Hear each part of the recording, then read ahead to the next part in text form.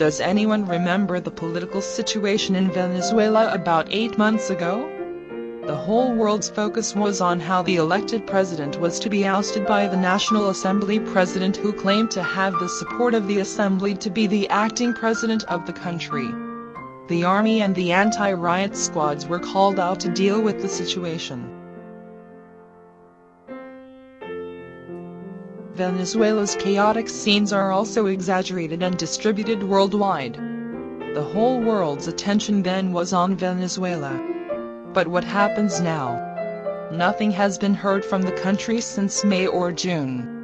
Nobody knows what has become of the acting president, and nobody cares either. You can't find any news about what has happened afterwards on the internet. Why? It is because reporters and media who create news have all come to Hong Kong to conjure up a drama again for the world to see. Veteran journalists would soon note that what is happening in Hong Kong now is like the so-called color revolution that have occurred in many other places of the world.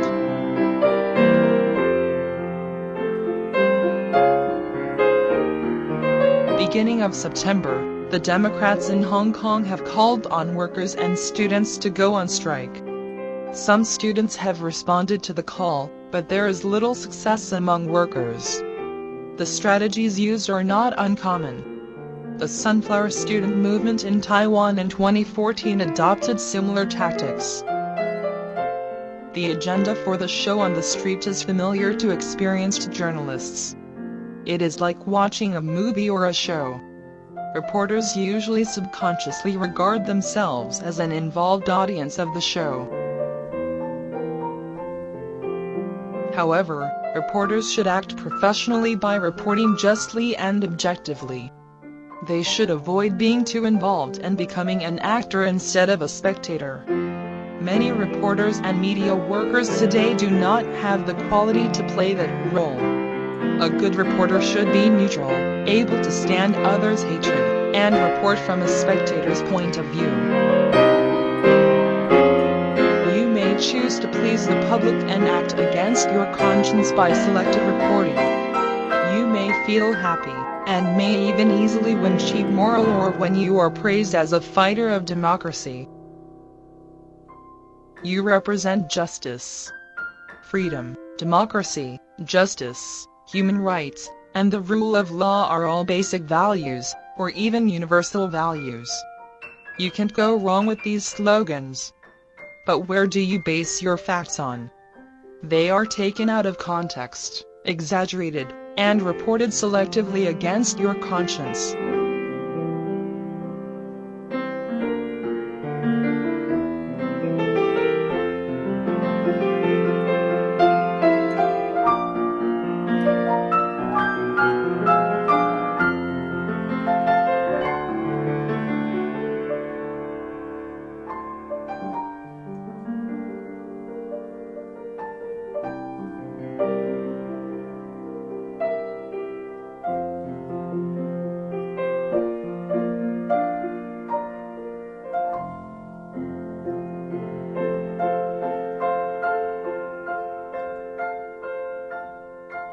A few examples found in the recent disturbances in Hong Kong are illustrative of this.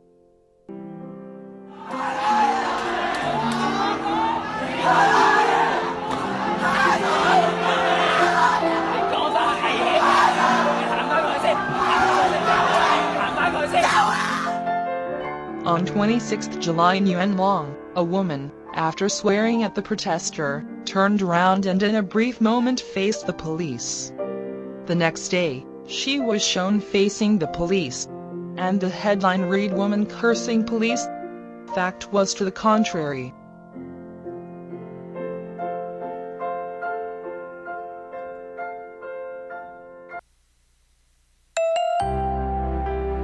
Another example happened on 5 August in Tuen Mun. A man on a motorbike tried to get past the roadblock set up by the protester. It was reported later that he beat up the unarmed students. The fact was again to the contrary. He was beaten up and sent to hospital.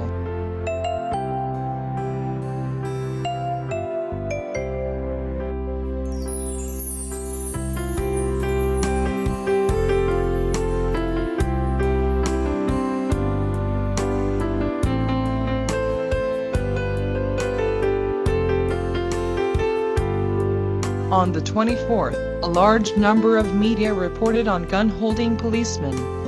In fact, the police need to start arming because a large number of violent thugs have been attacking the police station all the way.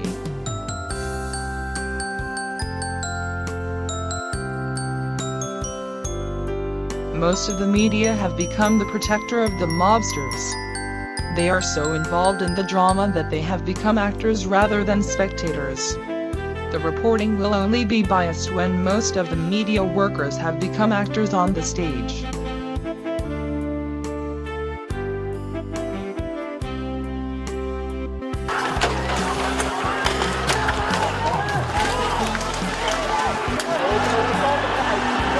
If we go over there, you know what they will do. Yeah. So we're not going over there, we're here. Okay.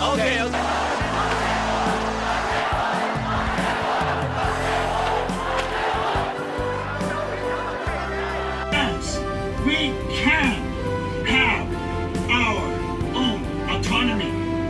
The law says that. According to the basic law, according to the joint declaration, it tells us that. 两件事我向你保证：一，需要多少钱，我继续保证；第二，我告诉你的，美国这边交给我了，我和班农先生全力以赴。刚刚的在我直播前，班农先生见了美国几个最上层的，接下来下一周他们都有声明，都有公告，然后立法全部要开始。除了对你们的这个签证、政绩。包括在香港的保护，新的香港的领事，美国驻香港领事，美国政府已经明确他保护你们的安全是第一重要。Obviously, the so-called media has already involved, participating in riots, planning riots and burying violations of sovereignty and illegal actions, and breaking the law. Within the government system of a normal country, two groups of people are given legal right to use force. One is the army, and the other is the police.